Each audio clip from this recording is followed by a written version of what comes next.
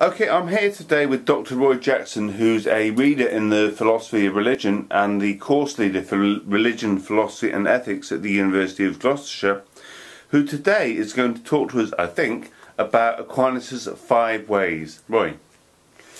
Right, yes, I'd like to, certainly probably focusing more on his first 3 ways, but I'll give a little background first. I mean, Thomas Aquinas, Saint Thomas Aquinas, is a 13th century Christian theologian and philosopher.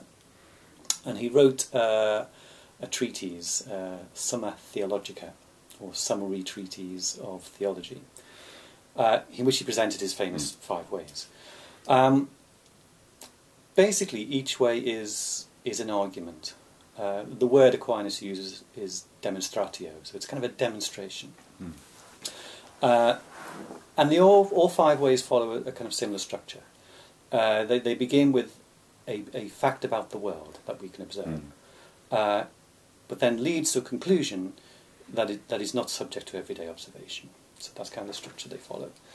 His 5th way is really a version of the teleological argument, the design argument. His 4th way relates to the moral argument. But in particular, the first 3 ways, they're all related to the cosmological argument, or the causal argument. And in a way, we shouldn't really treat these as 3 separate arguments. I think they all kind of complement each other. And in a way, they're 3 parts of the same argument.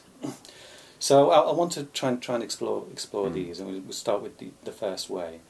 Well, in actual fact, I should also point out, and I think it's a mistake students often make, and Aquinas does stress this, they're not arguments to prove the existence of God. Because that's what normally people look at them as if they will prove to someone who didn't believe that God does exist, and that isn't, you're saying, what they're for? No, absolutely not. I mean, he says, at the very best, he admits the limitations of reason. I mean, he's using rational argument, but at the same time stressing that reason has its limits, and you have to rely upon faith. So he's not going to, these will not reveal anything about the nature of God.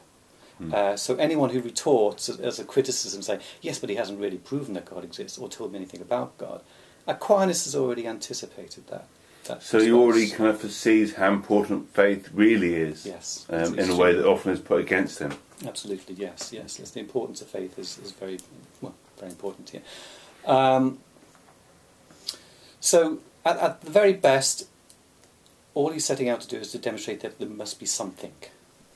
Leave it at that. So if we start with the first way, which is called the argument from motion. Now, we could almost divide this up into, say, 4 premises. Again, he starts off from a basic fact about the world, and he says, in the world, some things are in motion. I'm going to explain what he means by motion in a moment. From that, he would say, for something to move, it must be moved by something else. Movement, thirdly, movement cannot go on for infinity. Therefore, his conclusion is that there must be a first mover, which we may suggest is God in a sense, but all he's really saying there's a first mover. Now, so there's the structure. You start from a basic fact based on our experience. It's a posteriori, it's based upon the way we see the world. And by motion, he means change. Change in quantity, change in quality. So although we're both sitting in chairs now, we are in motion in that sense. We are unfortunately aging. Our hearts are beating, our brains are processing. There's change in quantity, not all kinds of motion going on. There's motion going within on. us, absolutely, around yes, us. yes. Yeah. And if we observe the world, there's motion everywhere. So even a stone is in motion in the sense that it's eroding, etc. So it starts at a very strong premise, and a premise we really can't disagree with. I mean, if we observe the world, that's the way the world is. Now, Aquinas was a very deep reader of Aristotle, and it's in some ways, it's quite difficult to understand Aquinas if you don't have some familiarity with Aristotle here. And his views on change and motion are from Aristotle, effectively. And Aristotle, like Aquinas, believed that for something to change, it has to be changed by something else. The world in its natural state is static. So it must move in some kind of way.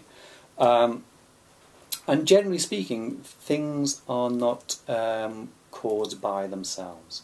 They're not self-causing. I mean, he admits that well, human beings kind of are like automobiles, they seem to move, but nonetheless, it requires their heart to be beating, etc., for there to be motion. And also for the universe to be kept in motion, it needs something to keep winding it up in a way. It needs to be constantly... So if it's left alone, it'll somehow just wind down like an old clock. Yes, absolutely, that's right, yes. So not only must be a mover, but something moving. So God's role is not only to create the world, but to sustain activity within it. Yeah, that's right. Because again, one criticism presented against Aquinas is, well, whoever or whatever caused the world to be need no longer exist. But Aquinas would actually say, well, in actual fact, they must continue to exist for there to continue to be. So there's more to it than some rather crude presentations of the cosmological argument that says, bang, and it goes. And goes. No, exactly, that's right, yes. Now, I mean, Aquinas believes, he states that his first way is the most obvious. On the basis, they said, well, common sense just tells us that there has to be a mover in the first place, because things don't just happen.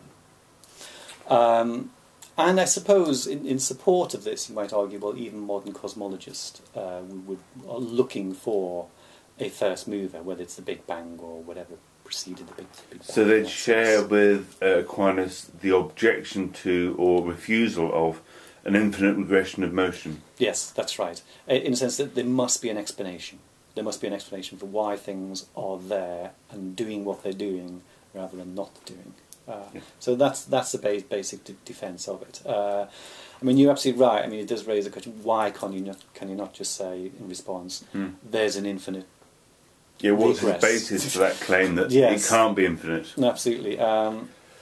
And you could just argue, well, maybe the natural state of the universe is not to be static, but the natural state of the universe is to always be in motion. I think Aquinas' response to that, intellectually, it just doesn't seem to be acceptable. No, and it kind of violates Aristotelian metaphysics. Yes, absolutely, yes. Which he accepts. Which is all about the idea you have to know things and to have an explanation for everything, and that for him would be not a sufficient explanation.